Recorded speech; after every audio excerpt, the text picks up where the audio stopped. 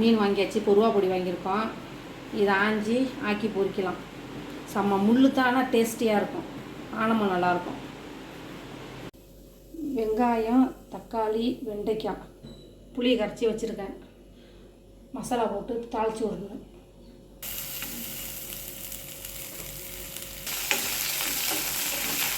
First வெண்டைக்காய் வதக்கிக்கலாம். தாளிக்கிறதுக்கு கருவிடம் போட்டுக்கலாம்.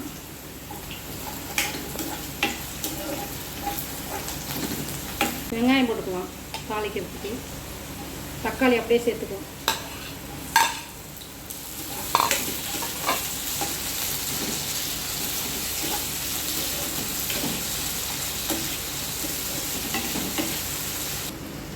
புளியில் தக்காளி கரைச்சிட்டு உப்பு போட்டுக்கிட்டேன். மசாலா போட வேண்டியது தான்.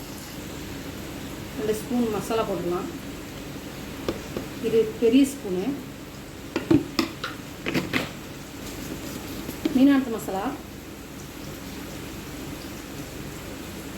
மஞ்சள் தூள் போட்டுக்கலாம். கருவேப்பிலை போட்டுக்கலாம். 1 ஸ்பூன்.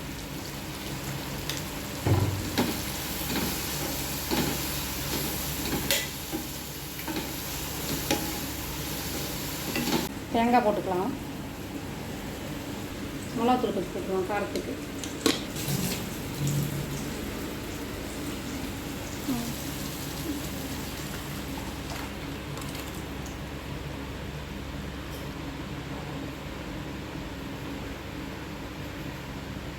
காய்ச்சி ஊற்றியாச்சு. கொதி விட்டோன்னா மசாலா கொதி போனோன்னா மீன் போட்டுக்கலாம். மாங்காய் போட்டுக்கலாம். மீன் பொரிக்கிறதுக்கு மிளகாத்தூள் போட்டுக்கலாம்.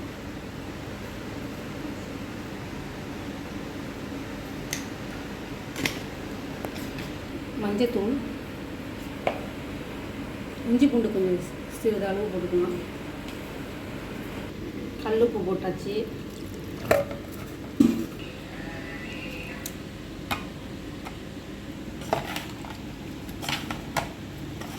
மசாலா போட்டாச்சு. மீனை போட்டு காட்டிக்கலாம்.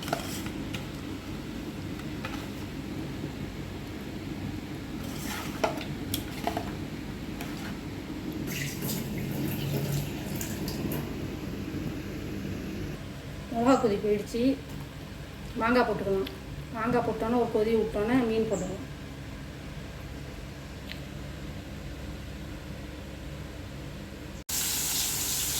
இது முள் மீன் இருக்கிறதுனால இந்த எண்ணெய் சட்டியில் எண்ணெய் நிறையா ஊற்றி மொருவெல்லாம் பிடிச்சாக்கா முள் தொண்டையில் மாட்டாது. நல்லா மொறுன்னு இருக்கும் சாப்பிட்றதுக்கு. சாப்பிட்டா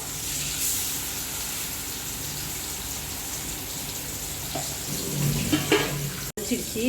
மீன் போட்டுக்கலாம்.